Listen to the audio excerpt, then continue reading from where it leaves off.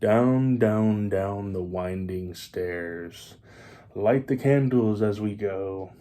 Enter a room at the bottom of the stairs, and in the big chair, right in front of the fireplace, sits the creature. The creature returns. The creature is back, much like Jigsaw, much like Ace Frehley with that New York groove. Little music cut there for you. Like I said, Jigsaw is back, and I wanted to do a video coming to you live from the HMF studio. This week we are talking about Spiral, the Book of Saw.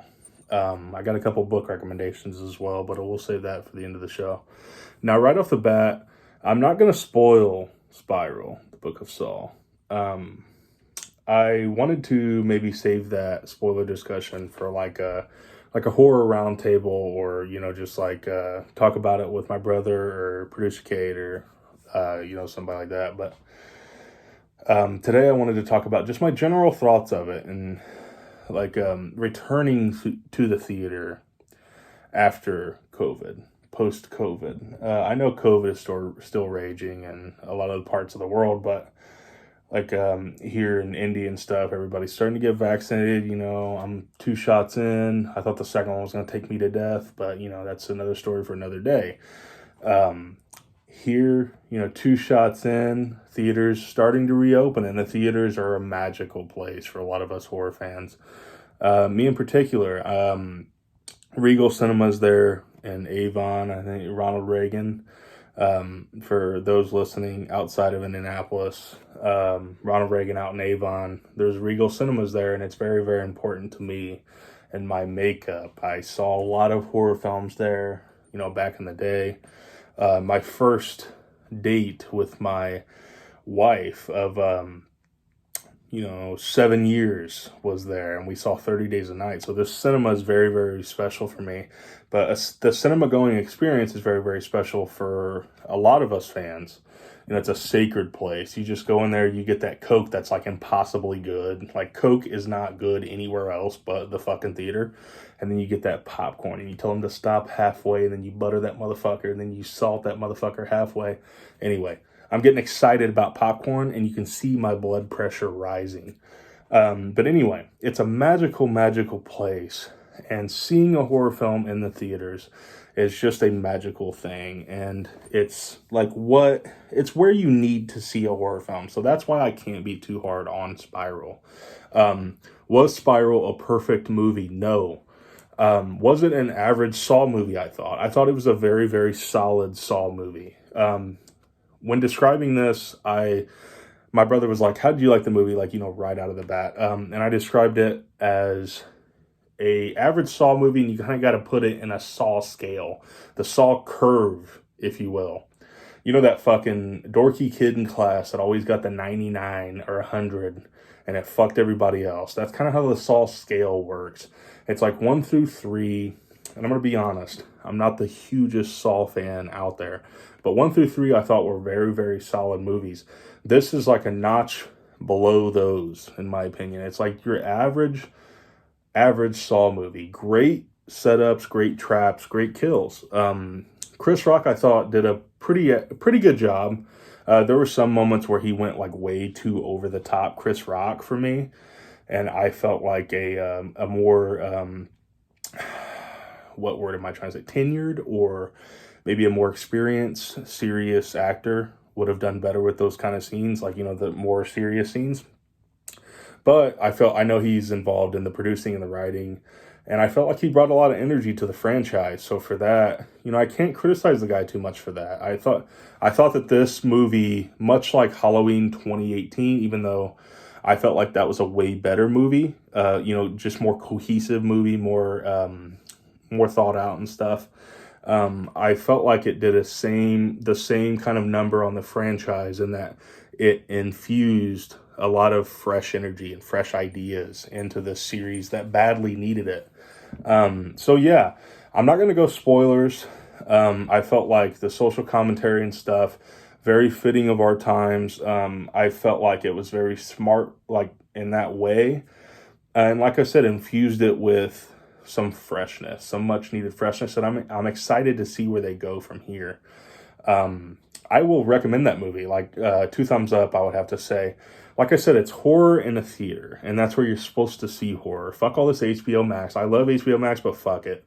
Like, you're supposed to watch horror in the fucking movie theater, and we got to do that. So we went to see a horror movie with friends, man, and it was fucking awesome seeing that in theaters.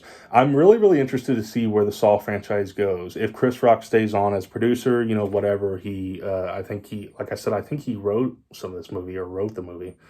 I think it's Darren Lynn Bozeman. Don't crucify me if I'm wrong about that. Directs the hell out of this movie. But yeah, this, like I said, Spiral, pretty fun flick. I will say this may be a controversial opinion. The fucking rap song with 21 Savage was fucking killer at the end of it. Like, I need to see it or hear more like rock songs and rap songs, like playing at the end of these movies on the soundtracks and stuff like that. We're covering The Crow. We're covering The Crow this week on Horrifying My Friends, and it's like legendary soundtrack. And I dug that they let 21 Savage like make a couple songs for this movie. I thought it was fucking awesome.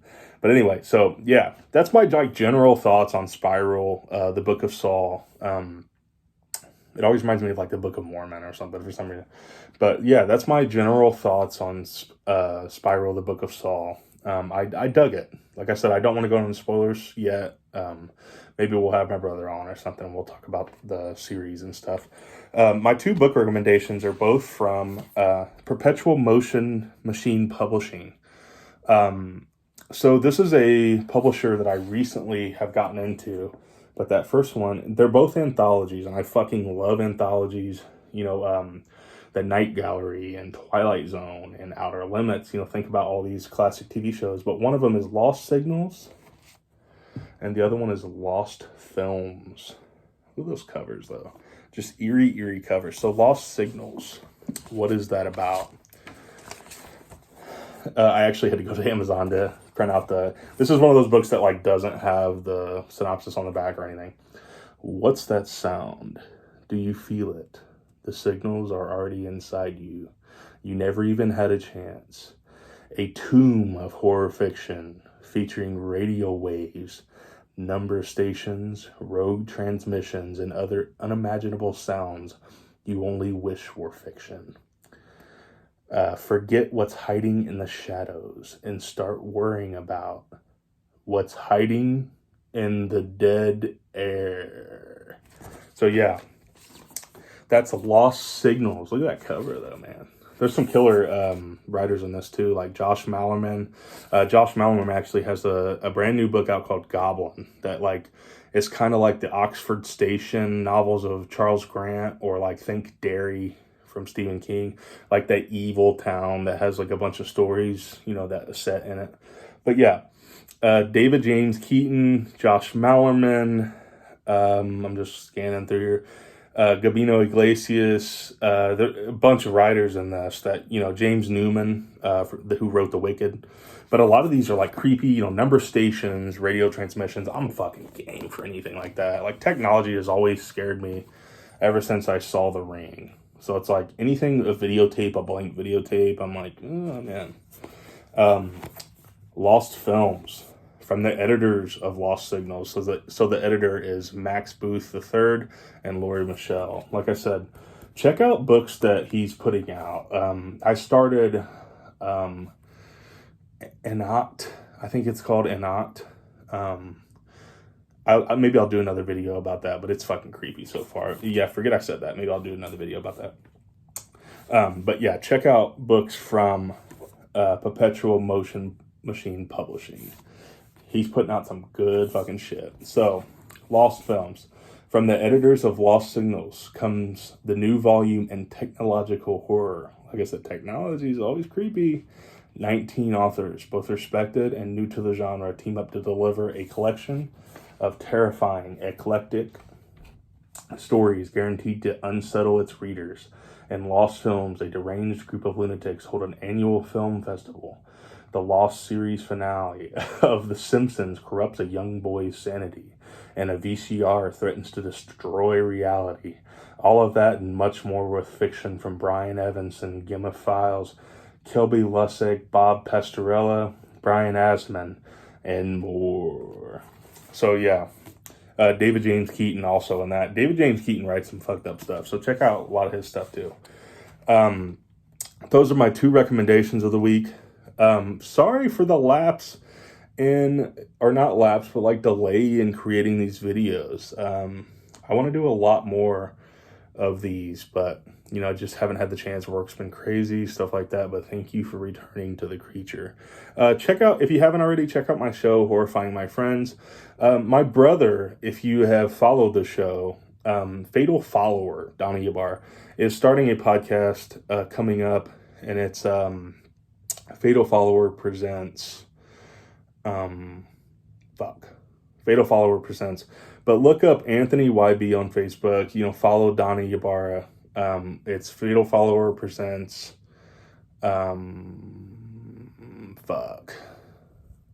Yeah, I can't remember the name. But he's an awesome dude, awesome horror fan.